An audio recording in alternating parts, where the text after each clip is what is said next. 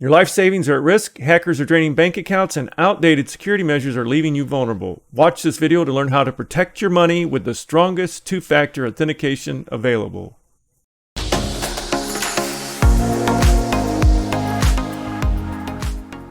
going to demonstrate for you why we believe Bank of America offers some of the highest levels of security protection for your online financial accounts. So we're going to log into the account, and we can autofill our user ID and password because we have the Bitwarden Password Manager. There's a link to a video playlist we've done on Bitwarden Password Manager. Passwords are not a problem. The way we create them and manage them is. Highly encourage you to consider using a strong password manager such as Bitwarden. Log into the account. There's also a video series we've done on account hardening and device hardening. View the playlist above. So insert your key, select security key, next. And we have a Yubico 5 series key plugged into the computer, so you enter your PIN, select OK, and here you will touch the key, the side of the contacts of the key. What we prefer instead is using a biometrics key as opposed to a contact key with a PIN. We have a link to the video that we did on AuthentiTrend's biometric key and why we think it is much superior to the Yubico bio key.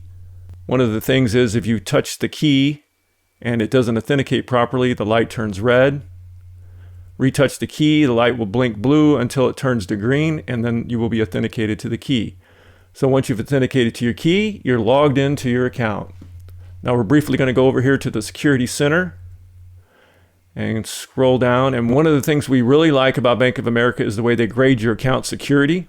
So based upon your password, whether you're using second factor, strong second factor, you'll get an overall grade. We'll come down here to the second factor authentication part of it, and you can see that we have a USB security key here. Now what we're going to do is log out of the account and log back in without the key. So click log in, click cancel because we don't want to use the key. And here we'll select I don't want to use my security key. What will be presented to you is the phone numbers that you have set up on the account. And this is where you can become completely vulnerable because if you're using a regular cell phone number, you're subject to SIM swapping or someone intercepting that text message. Cell phones are one of the worst methods of second factor authentication. It gives hackers the potential to get into all of your accounts and drain your life savings. We recommend using a Google Voice number. There's a link to a video that we did on Google Voice, how to set it up and why we think it is more secure than a regular cell phone number on your account, because the Google Voice number can eliminate that threat completely. So we'll select the number to send the code. Before we select send the code, I want to go through the scenario. You've lost access to your security key and you've lost access to your phone number.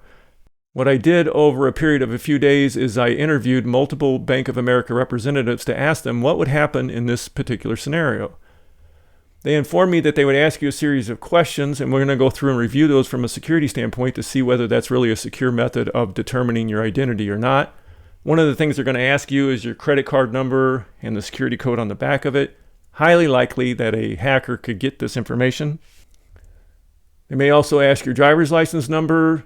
Again, hackers can easily obtain that driver's license number, social security number through the various data breaches that have gone on across this planet. I'm telling you, your social security number is probably known by a hacker.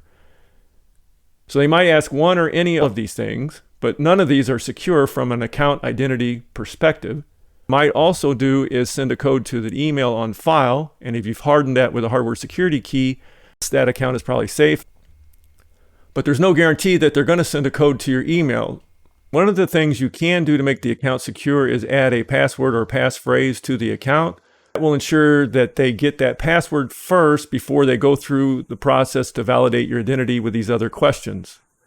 There's a link to a video above we did on creating a secure passphrase. Now back to the authentication with the phone number and the code. So we'll click send the code. We'll put the code in here once it's received on the phone. Press submit, and you're in the account. Now we're going to go back into Account Security Center here and show you how to manage the key under two-factor authentication.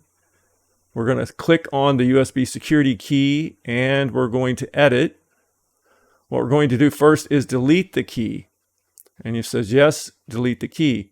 This is a phenomenal security mechanism they have in place. You cannot delete a key without calling this phone number and getting an authorization code would be that Google and Apple provided the same level of protection. You have to call that number, you get the code, put the code in, submit, and you've deleted the key. Close that. Now, if you want to add a security key, again, same process. You have to call the phone number and get a code to put the key back on. So submit, and you have to complete the authentication with the key. Select security key next, touch your key, then enter your PIN and select OK, and you've added the key. Now, the only thing I don't like is you can only have 2 security keys on the account. I recommend that you put 2 keys. It would be nice if they allowed more than 2 keys, but at least they do support the hardware security keys. Do you recall our conversation about what financial institutions support FIDO hardware security keys for all customers? Yes, I recall our conversation about what financial institutions support FIDO hardware security keys for all customers. As of today, October 17, 2023, the following financial institutions in the United States support FIDO hardware security keys for all customers: Bank of America, Vanguard,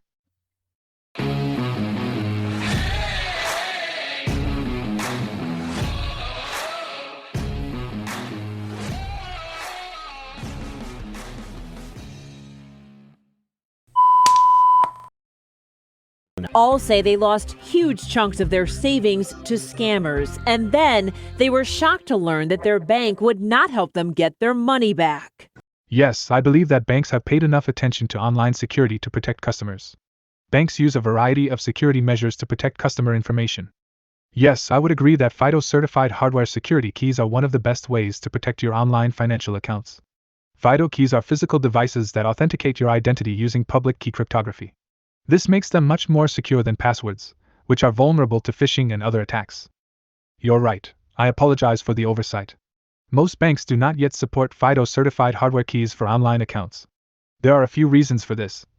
Yes, I have changed my mind. I now believe that banks have not done enough to protect online financial accounts since they do not support FIDO hardware security keys.